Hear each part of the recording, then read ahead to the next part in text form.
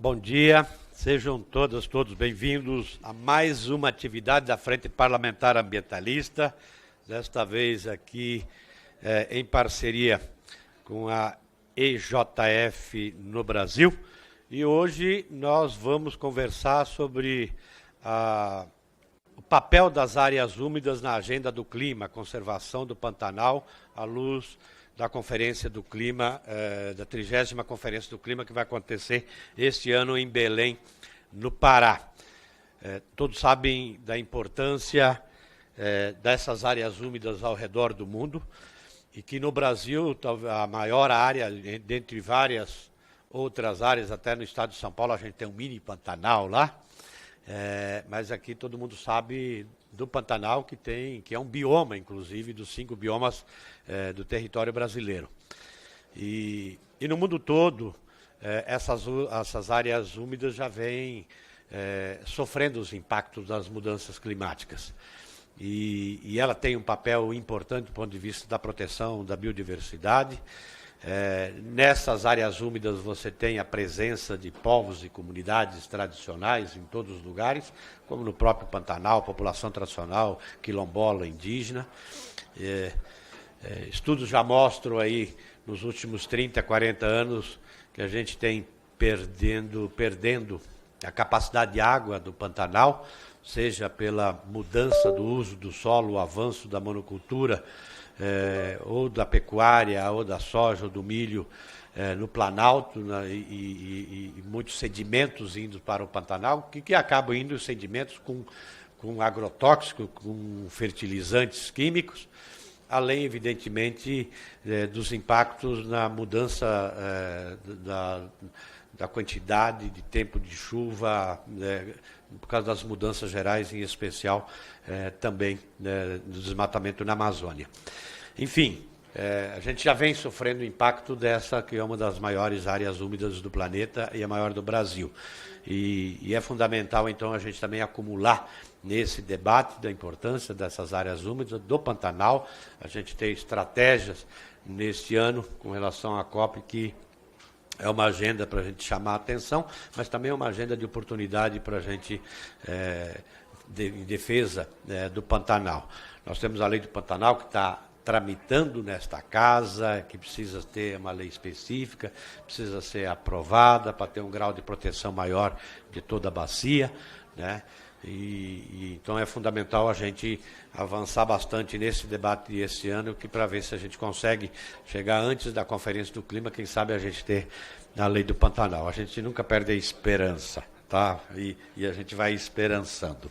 Mas já quero chamar aqui, para compor a mesa nas primeiras falas aqui, a Luciana Leite, representante da EJF no Brasil. Já agradecer a parceria e a provocação para fazer esse debate em parceria com a Frente Parlamentar Ambientalista. Naue Bernardo Azevedo, advogado da SS Pantanal. Tudo bem?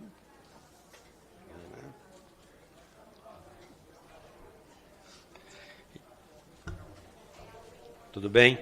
E depois a gente vai chamar a Sara Darcy, coordenadora do ADVOX do Instituto Clima de Política, e Alice Patachó, ativista e representante do povo Pataxó, na próxima mesa.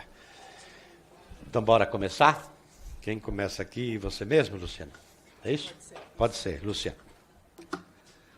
Bom, bom dia a todos e todas. Muito obrigada, deputado Tato, por mais essa parceria, Frente Parlamentar Ambientalista, outras organizações aqui do terceiro setor que nos acompanham e representantes também dos povos originários. Bom, meu nome é Luciana Leite, eu sou representante da Environmental Justice Foundation, que significa Fundação pela Justiça Ambiental no Brasil, uma organização sediada em Londres, mas que hoje em dia atua em 17 países, olhando para essa interface entre a violação de direitos humanos e os crimes ambientais. Aqui no Brasil, a EJF ela se debruça e se dedica a essa pauta do Pantanal, né, como o deputado falou, a maior área úmida tropical do mundo, e como podemos, a partir do Pantanal, discutir conservação de áreas úmidas globais, né, sejam elas continentais ou costeiras, mas com um olhar cuidadoso, sobretudo em face às mudanças climáticas e à luz da COP30.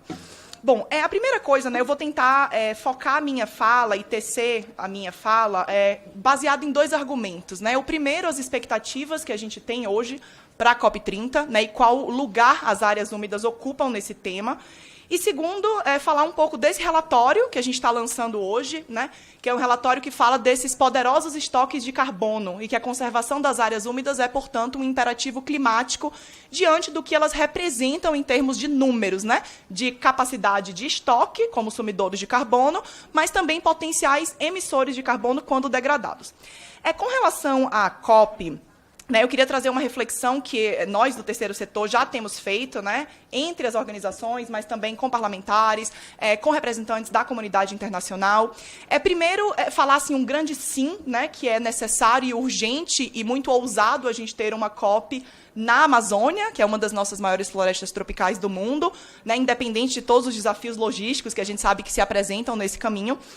Mais que o governo brasileiro, na presidência da COP, tem salientado muito que essa não há de ser a COP das florestas, mas sim a COP da natureza e a COP de outros biomas.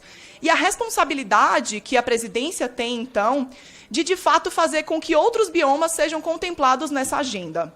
E aí eu falo isso porque a gente sabe que as simbologias, a cosmologia, os dias, os discursos, eles têm um impacto muito direto na criação de políticas públicas e de mecanismos internacionais de proteção dos biomas. E hoje, o Pantanal, assim como o Cerrado, a gente enfrenta um deslocamento de desmatamento, um transbordamento dos impactos sociais e ambientais da Amazônia para outros biomas. Então, quando a gente pede que as áreas úmidas sejam centrais na agenda climática, que o Pantanal, assim como turfeiras florestadas da Amazônia e áreas úmidas costeiras, como os nossos manguezais, sejam incluídos na agenda da COP, dentro dessa perspectiva de que a gente precisa de uma conferência das partes que seja inclusiva e que olhe para outros biomas que também são importantes na agenda climática, para além das florestas tropicais, como a Amazônia.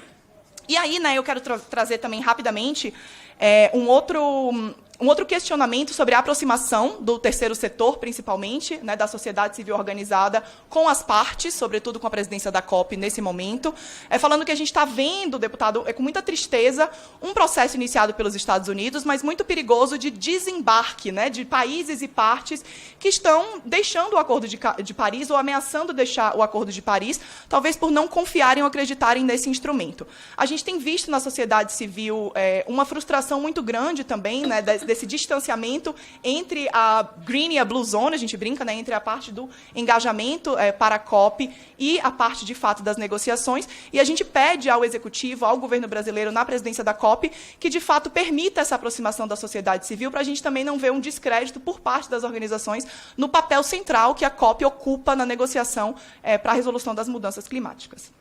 Bom, então a gente consegue concordar que há essa necessidade de outros biomas na agenda climática. E aí eu quero me debruçar um pouco sobre o papel das áreas úmidas no contexto do clima, que eu acho que é o principal tema e a razão da gente estar aqui hoje. E como o legislativo, como os nossos mecanismos hoje nacionais e internacionais podem pensar nas áreas úmidas nesse contexto. A primeira coisa que eu queria lembrar para vocês é que as áreas úmidas, elas representam uma porcentagem muito pequena da nossa superfície terrestre. Então, hoje, as áreas úmidas, sejam elas continentais ou costeiras, ocupam apenas 6% da superfície terrestre do planeta. Mas elas são responsáveis pela maioria dos estoques de carbono que a gente tem no solo, no subsolo, no solo. Então, por exemplo, quando a gente fala do famoso fogo de turfa no Pantanal, do fogo subterrâneo, é porque a gente sabe que existe ali uma matéria orgânica acumulada que, quando exposta à superfície, é passível, altamente inflamável, passível de incêndios, e que esse incêndio ele libera uma quantidade de carbono que, em solos encharcados e em condições de alagamento, estariam estocados e preservados. Então, a gente tem hoje, como o deputado trouxe, um agravamento muito grande e um feedback positivo muito infeliz de que o agravamento das crises climáticas está levando à seca e está levando, portanto, ao desaparecimento da água superficial nessas áreas úmidas, e uma vez expostas ao ar atmosférico, essas áreas úmidas passam a emitir esse carbono estocado. Para quem não está muito familiarizado com esse tipo específico da área úmida, as turfeiras, quando a gente fala fala, até mesmo no ambiente científico, em turfeiras, as pessoas tendem a pensar nas turfeiras da Sibéria, as pessoas tendem a pensar nas turfeiras como um ambiente de zonas temperadas. Mas o Brasil é hoje o país com a maior área de turfeiras do mundo. São estimados 26 milhões de hectares de solos de turfa, seja essa turfeira florestada, na Amazônia, por exemplo, seja essa turfeira em planícies alagáveis como o Pantanal. E o solo de turfa, ele é o que a gente chama de um pré-petróleo. Na verdade, a gente tem ali uma formação de centenas de anos, onde esse carbono vai se acumulando lentamente. É o que a gente chama de carbono irrecuperável. Então, é um carbono que, se for emitido, a dificuldade que existe dele ser capturado novamente é muito grande. E esse carbono, sozinho, ele representa, nas turfeiras apenas, o equivalente ao que a gente tem acumulado em todas as florestas tropicais do mundo. As turfeiras, que são especificamente esse tipo de área úmida, elas ocupam apenas 3% da superfície do planeta. Então, se a gente tem 6% de áreas úmidas globais, 3% delas são turfeiras, e elas, hoje, estão desaparecendo mais rapidamente do que florestas, até 3 vezes mais rapidamente do que florestas. Então, quando a gente faz esse apelo pela inclusão das áreas úmidas na agenda climática, é pensando que não apenas as áreas úmidas estão sofrendo a degradação, as consequências da mudança climática, com eventos climáticos, com seca, com desaparecimento de água superficial, mas também que, a partir desse impacto das mudanças climáticas, elas deixam de ser sumidouros e estoques de carbono para se tornarem grandes emissores de carbono também. E aí, alguns números que eu acho importante trazer para vocês vão encontrar no relatório. O relatório ele foi construído de uma forma muito didática para tentar pautar não só os nossos parlamentares, mas a sociedade civil organizada também, de quais são os mecanismos que a gente tem para tentar endereçar esse problema e quanto isso, por exemplo, custaria, né, se a gente pensar em termos de investimento de proteção e restauração de áreas úmidas no mundo. Então, acho que alguns números interessantes. Se as tendências de destruição, de degradação das turfeiras que a gente tem hoje, das áreas úmidas, persistirem, a gente corre o risco de consumir 40% do nosso orçamento de carbono para manter o aquecimento abaixo dos 2 graus Celsius. Então, assim, não proteger turfeiras é basicamente rasgar o Acordo de Paris. A gente não vai chegar lá sem contar com as áreas úmidas. Então, como a gente consegue, a partir desse entendimento científico e técnico, incluir as áreas úmidas nessa agenda? Porque, senão, não tem jeito. A gente está falando de um único tipo de ecossistema que há de consumir até 41% do nosso orçamento de carbono para manter a temperatura abaixo de 2 graus Celsius. Mas aí, então, o que a gente precisa fazer para proteger e restaurar essas áreas úmidas? A gente tem hoje iniciativas de outros países, como, por exemplo, a Alemanha, que estão olhando para estratégias de reumidificação, então, o que eles chamam de rewetting, né? A Alemanha sozinha tem uma estratégia de fazer uma reumidificação de quase 2 milhões de hectares apenas das áreas úmidas em território alemão, justamente para que elas deixem de ser emissores e voltem a ser sumidores de carbono. É uma estratégia que a gente ainda não tem visto ser discutida em âmbito brasileiro, mas que a gente precisa começar a pautar e pensar mecanismos até mesmo de financiamento para que isso aconteça. O que a gente vê, infelizmente, é, na verdade, um caminho inverso. É o governo brasileiro, seja em nível estadual ou até mesmo federal, infelizmente, falando de hidrovia, falando de mais dragagem, falando de derrocagem, falando de prejudicar ainda mais o ciclo hidrológico dessa área úmida, que a gente sabe que o ciclo hidrológico é essencial para a manutenção do Pantanal como bioma. Então, quando a gente fala em termos de números, há uma estimativa global de que a gente precisaria de cerca de 7 bilhões de dólares anualmente para a restauração e proteção de turfeiras. 7 bilhões de dólares parece muito dinheiro, né, deputado, né, Naue? Mas se a gente olhar, por exemplo, em 2023, 7 bilhões de dólares correspondia a 1,1% dos subsídios que foram dados para a indústria de petróleo e gás. Então, a gente sabe que o recurso existe, ele está sendo mal empregado e ele está indo para um agravamento da crise climática, ao invés de ser aplicado na busca de soluções e melhorias. Então, nesse relatório, vocês vão encontrar muito esses números e essas quantificações, porque eu acho que em parte, eu acho que culpa nossa, a gente tem falado conceitualmente da importância, mas eu acho que mostrado menos os caminhos para a gente chegar lá. Então, quando a gente fala, por exemplo, que as áreas úmidas, somente elas, em nível global, anualmente representam 50 trilhões de dólares em serviços ecossistêmicos, a gente começa a entender por que, matematicamente, a gente precisa proteger as áreas úmidas, porque é uma questão não só da manutenção do clima, mas da manutenção dos povos que moram lá, da questão dos nossos reservatórios de água, da prevenção de enchentes e eventos eventos climáticos extremos, porque as áreas úmidas também são responsáveis por essa proteção, né, às consequências do clima. Então, a gente tenta trazer ali uma mistura de, conceitualmente, por que é importante, mas também quais são os números e como que a gente vai fazer para chegar lá. Bom, em termos de recomendações, né, a gente tem pedido muito ao governo brasileiro, para além da simbologia, né, à luz da COP, que paute as áreas úmidas, a gente tem pedido 3 coisas muito importantes. A primeira... é a inclusão das áreas úmidas nos planos setoriais, tanto de adaptação quanto de mitigação climática. As áreas úmidas são consideradas as grandes nature-based solutions, né, soluções baseadas em natureza. Então, a partir da proteção de áreas úmidas, você consegue endereçar várias questões climáticas. Hoje em dia, na literatura em inglês, eu até procurei no português porque eu não achei essa tradução, mas eu acho que é válido falar. A gente está começando a discutir as win-win-win solutions. Então, são soluções não são mais só ganha-ganha, elas são ganha-ganha-ganha. Ganha o clima, ganha a biodiversidade e ganha as pessoas que dependem daqueles biomas. Então, as áreas úmidas, elas representam, em termos de custo e efeito, né, do valor do dólar investido, um retorno muito bom no que tange não só a proteção do clima, mas, como o deputado falou, são áreas de altíssima biodiversidade, de altíssima densidade de espécies e também da qual, né, muitos povos originários, tradicionais, ribeirinhos, quilombolas, hoje dependem. Então, a gente tem pedido que as áreas úmidas sejam incluídas nos planos setoriais de mitigação e de adaptação. A gente pede também que haja o relatório das emissões de áreas úmidas e de turfeiras, porque hoje, como eu disse, as áreas úmidas degradadas, elas se tornaram grandes emissores. E, muitas vezes, essa conta ela não é transparente. A gente não sabe quanto a gente está emitindo com as nossas turfeiras degradadas, a menos, com exceção de alguns casos muito específicos. Então, por exemplo, em 2020, né, nos incêndios do Pantanal, a gente sabe que foram emitidas mais de 115 milhões de toneladas de carbono. Esse número corresponde à emissão de toda a Bélgica naquele ano. Então, quando a gente fala de mudanças climáticas, a gente fala na inexistência de fronteiras, porque o clima não reconhece se a emissão está vindo daqui ou da União Europeia. Realmente, a agenda climática precisa de um pacto global. Se a gente tem países europeus fazendo a sua redução nas emissões na Europa, mas o clima está sendo agravado pelos incêndios que estão acontecendo aqui nas nossas áreas úmidas, obviamente isso não faz diferença para o clima. Então, a gente pede que o governo brasileiro e outros governos que ainda não fazem esse reporte, né, da emissão das áreas úmidas, incluam isso nos seus relatórios de emissão.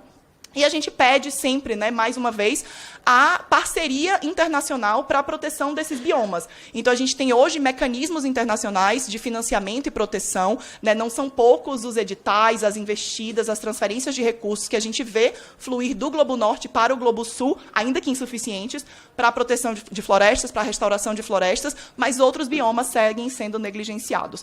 Uma das coisas que a gente tem pedido à luz da COP simbolicamente, que a gente tenha um dia temático das áreas úmidas. Eu estava conversando aqui com alguns parceiros, eu me debrucei sobre as agendas de COPs de anos anteriores, e a palavra wetland sequer é mencionada nas agendas, seja da Green Zone, das plenárias, ou da Blue Zone. Então, assim, são biomas que realmente estão completamente negligenciados na agenda climática. Então, já que estamos no Brasil, que tem aí a maior área úmida tropical do planeta, por que não ter, no dia 12 de novembro, que é o dia do Pantanal e que vai acontecer durante a COP, um dia temático destinado às áreas úmidas? Seria de uma simbologia muito grande. Nesse dia temático, a gente pode ter, portanto, plenárias, discussões que dialoguem com o tema áreas úmidas, que vão desde incêndios até pala de cultura, até rewetting, até estratégias de proteção do bioma e de outros biomas semelhantes. E a gente tem pedido também uma tentativa de articular o que seria o primeiro pacto pelas áreas úmidas.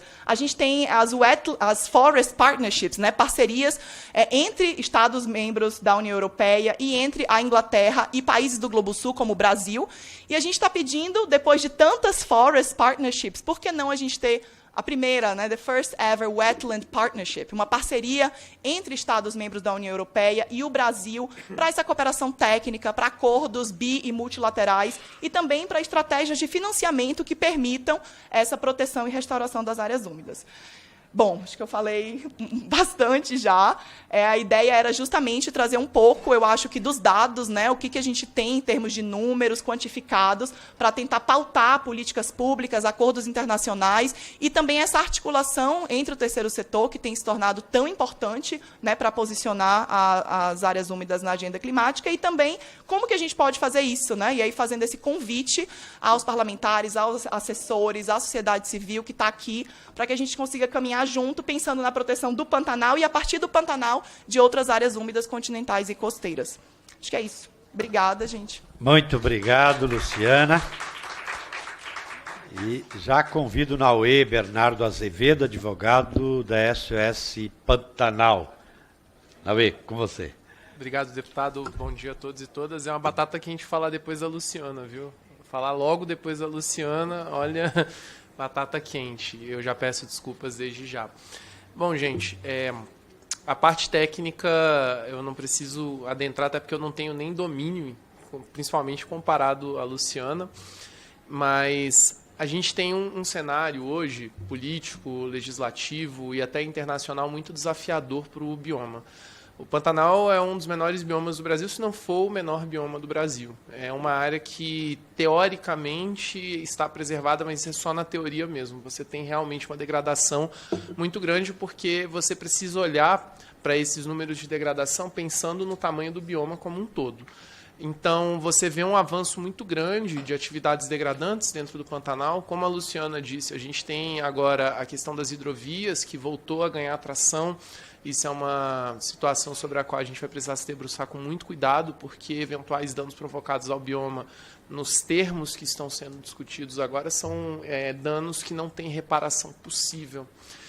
E a gente tem também uma discussão que vem acontecendo aqui nesse Congresso Nacional a respeito da lei do Pantanal, que acabou se tornando uma obrigação ainda maior, porque no ano passado o Supremo Tribunal Federal declarou a omissão inconstitucional da União em relação à ausência de uma lei para o bioma Pantanal. Então, a gente tem esse cenário.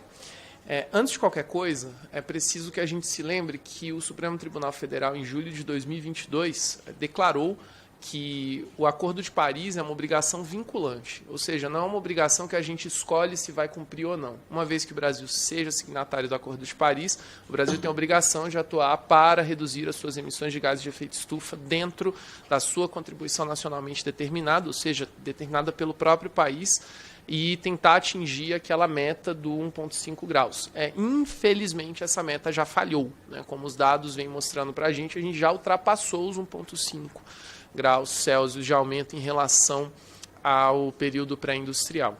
Mas isso não significa que a gente não deva fazer algo. Tendo o Pantanal essa capacidade de, primeiro, trazer uma biodiversidade muito ampla, misturando situações de diversos biomas, a gente tem informações que vêm de partes da Amazônia, tem informações que vêm de parte da Mata Atlântica, tem informações que vêm de parte do Cerrado. Isso traz um critério de unicidade para o bioma, inclusive como que eu vou dizer assim, sem rodeios, uma bomba de carbono. Se a gente continuar degradando o Pantanal, a gente vai ter uma emissão de carbono na atmosfera que pode contribuir de forma muito acelerada para que a gente atravesse o ponto de não retorno.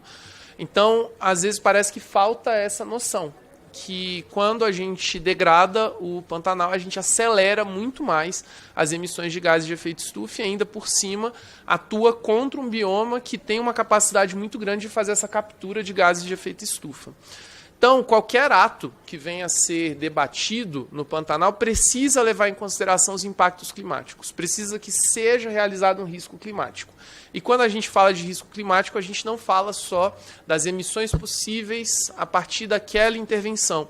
A gente também precisa pensar em como o impacto climático vai incidir em cima daquilo que está sendo licenciado no bioma. Então, voltando para a questão das hidrovias. Hoje há um risco muito grande de, havendo uma concessão daquela hidrovia, você ter uma seca que impeça que os rios acabem por dar vazão suficiente para que barcos grandes consigam passar por lá. Isso é um risco climático e, às vezes, parece que no afã de fazer isso que calhou se chamar de desenvolvimento, as pessoas esquecem de calcular esse tipo de efeito que vai ser ruim para absolutamente todas as pessoas envolvidas. Então é aquela coisa, né? Quando a gente ataca a natureza, a gente está se atacando, na verdade. A gente não está atacando apenas um terceiro. E dentro da lei do Pantanal, deputado, é até importante dizer isso, o SOS Pantanal tem um posicionamento muito expresso de que é importante que a área seja uma área prioritária de compensação, exatamente pelo tamanho do bioma, e hoje você já tem algumas pessoas tentando compensar a partir do Pantanal, e tem uma insegurança jurídica em cima dessa estratégia de compensação. Então a lei pode ser um instrumento para ajudar a resolver essa insegurança jurídica. E ainda no tópico de lei do Pantanal, é muito importante que a gente tenha em mente que situações particulares de cada uma das áreas do bioma precisam ser consideradas de forma muito premente para que a gente não tenha distorções que venham de uma lei federal, né? O SOS também tem acompanhado isso com muito cuidado e com muito carinho, tentando contribuir positivamente com a discussão que vem sendo realizada aqui nessa casa e esperando que a gente tenha um desfecho para essa situação o quanto antes. O Pantanal precisa de uma lei, aqui não sou só eu dizendo, é também o Supremo Tribunal Federal. Por 9-2, diga-se de passagem. Um outro ponto que é preciso também que a gente se atente é no avanço das atividades de mineração em cima do Pantanal. A gente vem ficando muito preocupado com as taxações do governo Donald Trump, com todas aquelas coisas bastante incomuns que vem acontecendo em solo americano, em solo norte-americano, e parece que passou ao largo dos nossos radares que o próprio presidente dos Estados Unidos vem motivando e falando há muito tempo sobre como o ouro está se valorizando. E é muito importante que a gente lembre que o ouro é uma reserva, né, já deu lastro para a nossa moeda, e é uma reserva de valor muito segura. Sendo o ouro uma reserva de valor muito segura e sendo a sua acumulação incentivada por um agente superpoderoso, a gente não pode descartar de forma alguma o risco de ter uma nova corrida do ouro. É claro, isso impacta mais diretamente os territórios indígenas que a gente tem visto que já estão sendo impactados. A gente tem visto que as desintrusões acontecem sem um plano para recuperar aquela área e recuperar as condições de vida das pessoas que foram afetadas pelo garimpo ilegal, enfim, mas há uma migração. Por quê? Porque outros setores já estão cientes dessa importância do ouro no atual cenário. Com isso, a gente precisa ter muita atenção em relação às atividades de mineração dentro do bioma. A gente precisa ter realmente muita atenção e muito critério, porque uma vez que aconteça a mineração, você tem uma dificuldade muito grande de retornar ao status quo, para não dizer que é impossível. É muito difícil, quase impossível você desfazer o dano que é realizado ali e, sempre importante lembrar, existem discussões, inclusive, sobre mineração em reserva legal dentro do Pantanal, especificamente no Mato Grosso.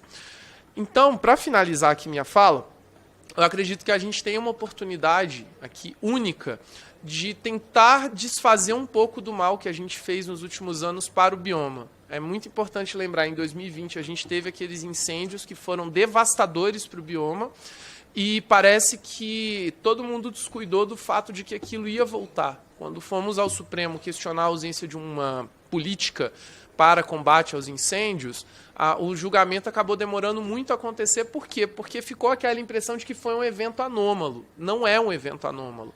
E a gente teve a prova disso em 2023. E se nós não tivermos cuidado, teremos novas provas disso, porque cada vez mais o bioma está ficando sem tempo para se recuperar, sem tempo para cicatrizar o efeito das chamas. E com um cenário de seca, um cenário de emergência hídrica, o que nós teremos? Mais áreas passíveis de serem queimadas. E aí o Pantanal deixa de ser um bioma úmido e vai se tornando cada vez mais uma outra coisa desconfigurada, descaracterizada. Então é muito interessante que a gente tenha discussões que possam vir a contribuir para o desenvolvimento sustentável da região, muito importante, precisamos sim endereçar essas questões de forma adequada, mas a gente precisa lembrar que o Pantanal precisa ser protegido não apenas porque é o certo a se fazer, porque mas porque atacar o Pantanal, da forma como ele vem sendo atacado, é basicamente acelerar a nossa extinção. Então a gente precisa ter isso em mente e lembrar que aqui nessa casa a gente tem a possibilidade de fazer coisas que podem vir a contribuir com a preservação do bioma e também com a conservação daquilo que segue intocado, com toda a sua riqueza de biodiversidade, toda a sua riqueza de plantas, a fauna e flora em geral. Então, encerro por aqui. Obrigado, deputado. Obrigado a todos e todas. Obrigado, Naue. A Luciana vai apresentar aqui um vídeo antes de eu chamar a próxima mesa. Tá.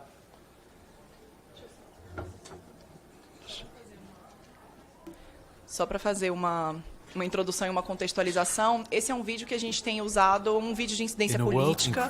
Ele tem sido utilizado no Parlamento Europeu também, né, em diálogo com alguns eurodeputados, com algumas comissões de lá.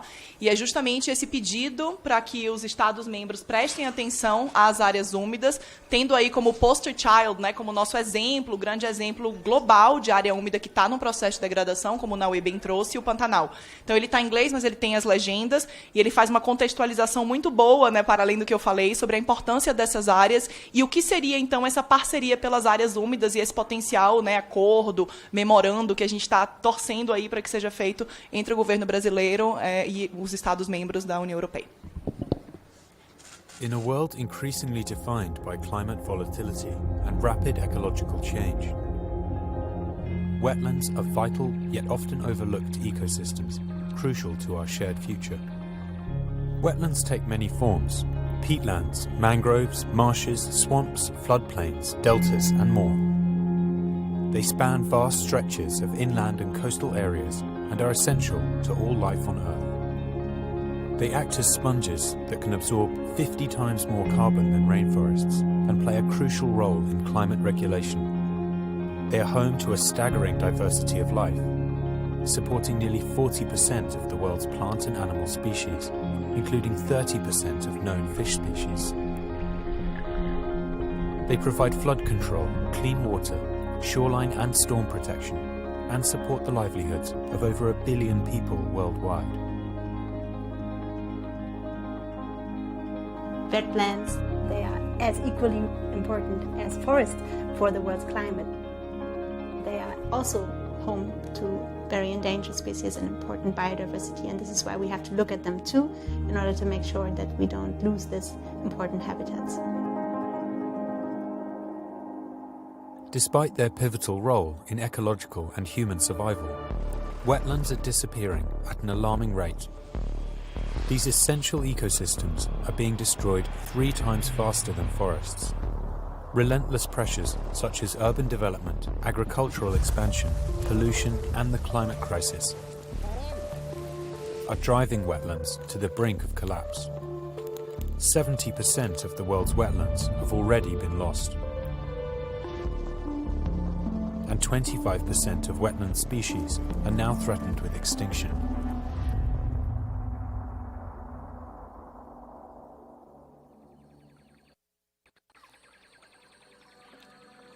The Pantanal, the largest tropical wetland on our planet, sprawling across Brazil, Paraguay and Bolivia. It's a sanctuary for an array of endangered and endemic species like the jaguar and the giant otter. Yet in recent years, intensifying pressure from rampant deforestation driven by agribusiness have begun to threaten its survival. Então, essa degradação ambiental, né, ela está crescendo muito, assim, com a expansão agrícola para as monoculturas, para atender o agronegócio, para as pastagem, né, para a pecuária. For indigenous and local communities in the Pantanal, their histories, livelihoods and traditions are intrinsically tied to the survival of this habitat. Onde a gente está aqui é no limite da fazenda e território indígena. A gente já consegue perceber essa diferença desde que o território indígena tem a preservação do meio ambiente, da natureza, enquanto que do lado direito nós temos o verde do pasto, né, da degradação do território. In 2020, wildfires consumed a third of the entire biome. Acho que 3 ou 4 dias andando sem nenhum bicho vivo. A gente só achava carcaça, queimado, e mata segurando filhote, aquela coisa de louco. E gente que trabalha e foca em conservação, né, a gente acaba pensando muito em população, né? E numa situação dessa você passa a ver o indivíduo, né? Então cada indivíduo, né, acho que é algo que mexe muito com a gente.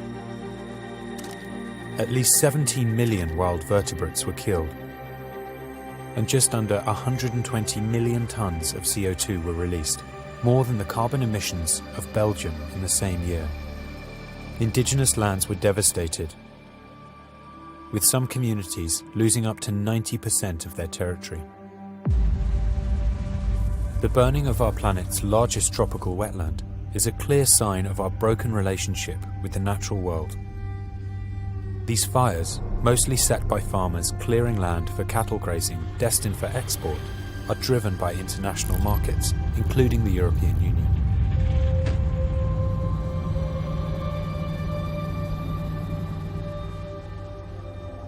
Yet there is hope. The EU can lead global efforts to safeguard and restore wetlands like the Pantanal by forging wetlands partnerships, agreements between the EU and partner countries to mobilise green investments for reversing wetland degradation and ensuring their protection. By committing to restore these vital ecosystems, protect what remains, and ensure sustainable supply chains, the EU can help to secure a future where wetlands thrive, ensuring biodiversity, water security, and climate resilience for generations to come.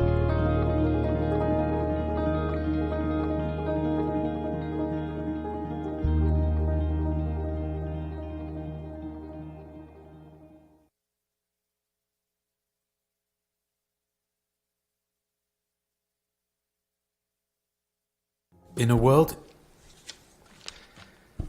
Então, obrigado, Luciana, obrigado, Naue.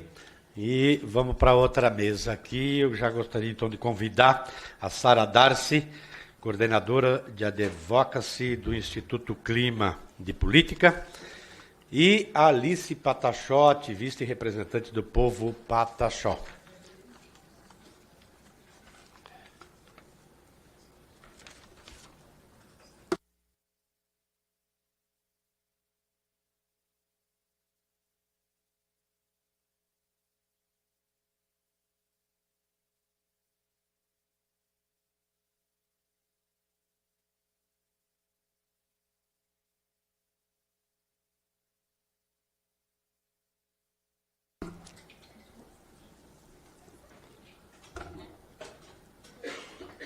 Tudo bem? Você é a primeira?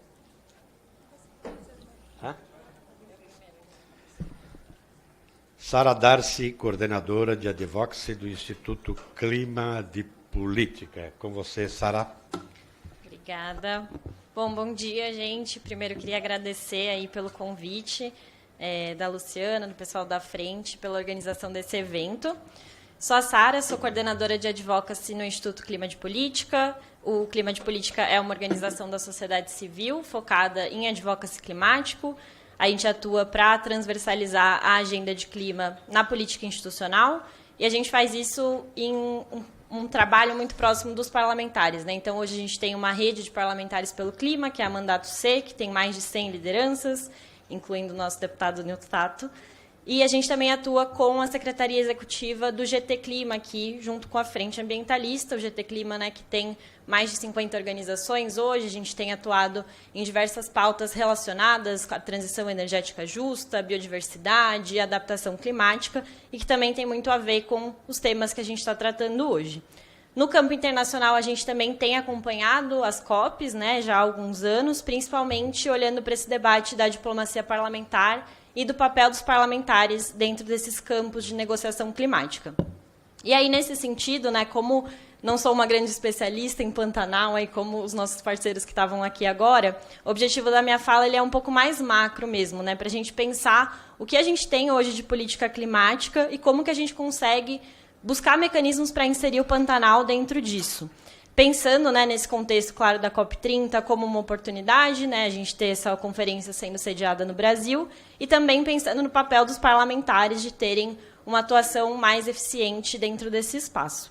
E aí, como que a gente reposiciona, né, o Pantanal e as áreas úmidas dentro desse momento, desse ecossistema, não só como um espaço de conservação, mas como um mecanismo de estabilidade climática, como eles bem colocaram.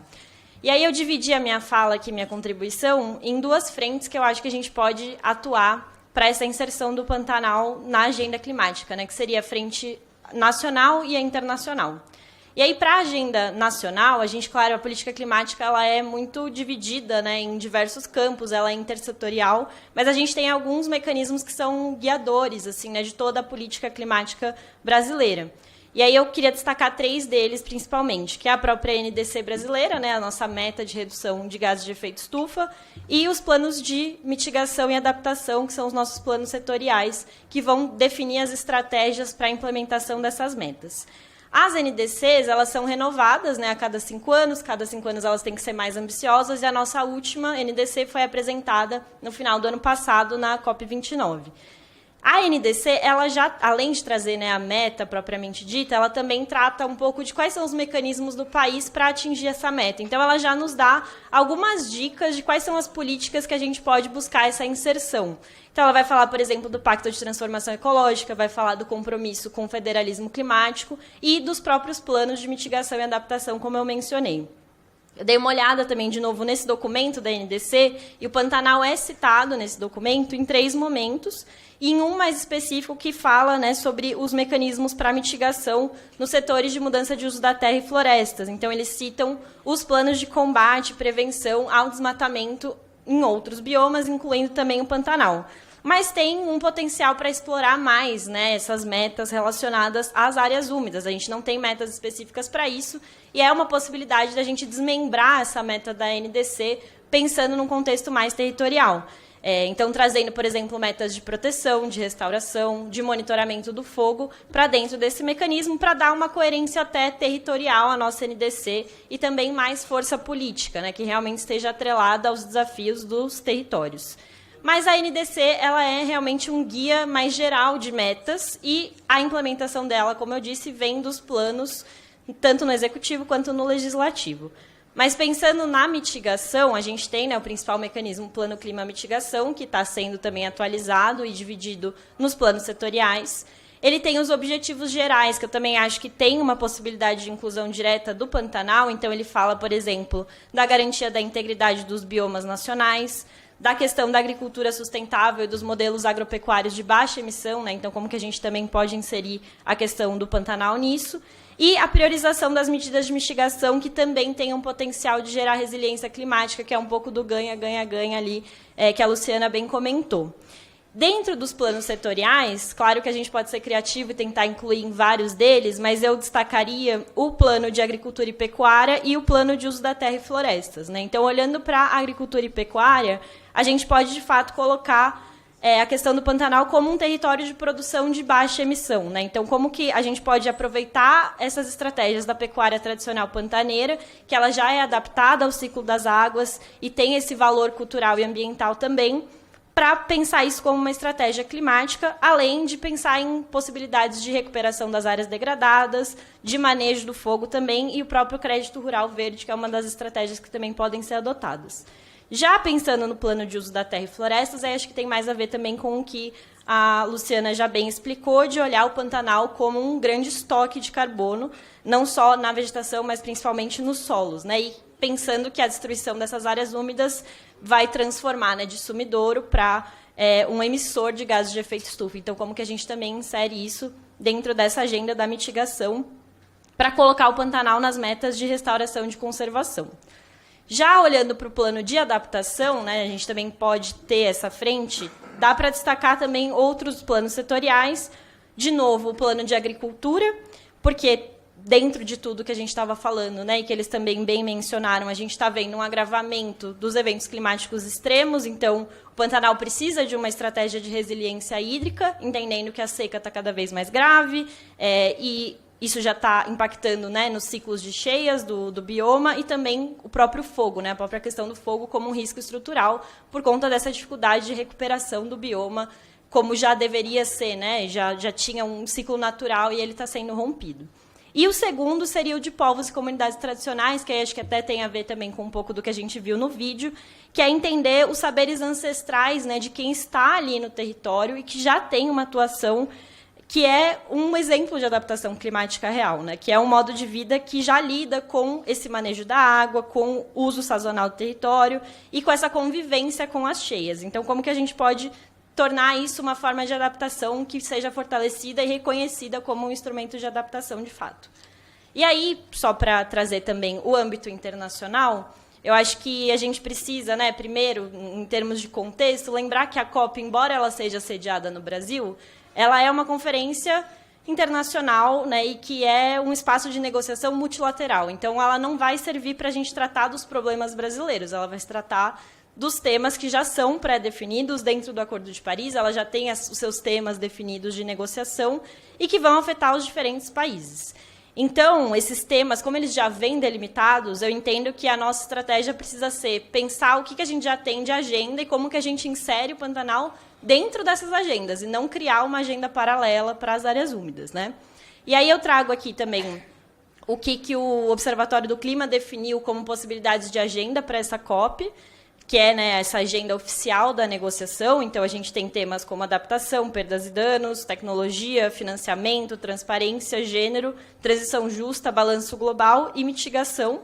E a gente também tem, né, para além dessa agenda oficial das negociações, o que a gente chama de agenda de ação, que é o que o país vai trazer de colaboração, enquanto presidência dessa COP, para temáticas de acordos paralelos ao que está sendo acordado dentro do Acordo de Paris. Então, ali, dentro disso, né, existe uma expectativa de abordar os temas das florestas tropicais, as iniciativas setoriais, que é um pouco do que a gente estava falando agora com os planos setoriais, a questão das dívidas e também das taxas de solidariedade. Então, um foco bastante forte também na questão do financiamento. E aí, pensando nesses temas, né, oficiais, o que a gente já tem de expectativa para essa agenda da COP, eu acho também que tem essas possibilidades de inserção, especialmente na parte de adaptação e mitigação, né, dentro dessas temáticas de negociação. Então, dentro da agenda de adaptação, a gente pensar, de fato, no Pantanal ser colocado como um exemplo de solução baseada na natureza, né, na questão da importância da restauração das áreas úmidas, de prevenir essas queimadas. Então, colocar tudo isso como questão de adaptação climática e, para isso, estar também no radar dos financiamentos. E, com relação ao tema de mitigação, que é, de fato, a gente reconhecer que as áreas úmidas elas ainda são muito subestimadas na hora dessa contabilidade do carbono, né? Então, de fato, reforçar essa questão dos solos do Pantanal, que, se degradados, viram emissores e, se preservados, são sumidouros de carbono. Como que a gente pode pressionar também e incidir para que essas dinâmicas sejam incluídas nos mecanismos internacionais, nos relatórios do IPCC e nos próprios fluxos de financiamento. Então, para concluir aqui a minha fala, né, depois de trazer esses dois aspectos do nacional e do internacional, a gente, de fato, precisa fazer com que o Pantanal seja reconhecido, né, não só como um espaço de conservação, mas como uma infraestrutura crítica dentro da estabilidade climática, para que a gente tenha até uma política climática mais justa, mais territorializada e mais coerente, né, tanto no Brasil quanto no mundo. E a gente realmente precisa fazer com que as áreas úmidas sejam colocadas no centro desses debates, dessas discussões, e não nas margens, como a gente vê acontecendo hoje. Seria isso. Muito obrigada. Muito obrigado, Sara. Convido agora Alice Pataxó, que é ativista e representante do povo Pataxó. Bom dia, Hayokon a todos. A minha fala vai estar um pouco mais direcionada não só ao Pantanal, apesar de atuante no espaço, né, como embaixadora do WWF Brasil, nós temos uma atividade muito próxima do Pantanal, mas eu gostaria de incluir outras relações de áreas úmidas, como os manguezais. Eu venho do território sul da Bahia, então nós vivemos constantemente essa defasagem e esse avanço contínuo em relação às iniciativas de desmatamento dessas áreas que são tão importantes também para uma compensação de carbono. Quando a gente fala sobre esse assunto, trazendo perspectivas de comunidades tradicionais e de como a gente se posiciona diante disso, principalmente num evento como a COP30, que vai acontecer esse ano aqui no Brasil, a gente também tem que ter em mente que não vale a pena apenas pensar na questão de mitigação para as pessoas. Nós estamos falando de mitigação de impactos climáticos também para esses biomas, porque são esses biomas que alimentam as nossas vidas, são esses biomas que são a cura das nossas doenças. Esses espaços que já são importantes para essas comunidades tradicionais e se fazem necessárias também para o ambiente urbano, têm uma grande relação cultural com os povos tradicionais dessas áreas. No caso do povo Pataxó, por exemplo, o povo Pataxó e também presente aqui na plenária, nós temos a relação muito próxima de alimentação e da coexistência, principalmente para rituais dos biomas, e principalmente da Mata Atlântica, e dentro dessa relação que é os manguezais para o nosso consumo e nossa coexistência cultural. Diante dessa pauta, vale a pena citar o fato de que nós não conseguimos dar segmento a ela se nós não conseguimos levar esse debate para a relação que é a demarcação desses territórios ancestrais. Não vale a pena pensar em falar em proteção desses biomas se a gente não fala de quem vivencia essas realidades e se a gente não fala da proteção dessas pessoas também. Não existe proteção de florestas tradicionais brasileiras se a gente não falar da proteção dos povos tradicionais brasileiros. Esses povos originários que têm essas respostas, porque nós somos essas respostas, esse é um dos momentos e um dos temas principais do ATL 2025, que acontece nesse momento aqui na cidade, reforça bastante isso. Nós somos as respostas com relação às questões climáticas, nós somos as respostas com relação à demarcação dos nossos territórios. Não existe o debate sem ouvir as populações indígenas, principalmente em espaços como a COP. Nós queremos tomadas de decisões que sejam eficazes, mas elas não acontecem se a gente não escuta a população, se a gente não escuta ativistas, se a gente não tem domínio realmente do que acontece fora desses campos, que são essas salas, essas mesas de debate, de pessoas que não vivenciam essas realidades. Bom, eu acho que a minha contribuição é essa. Obrigada. Muito obrigado, Alice.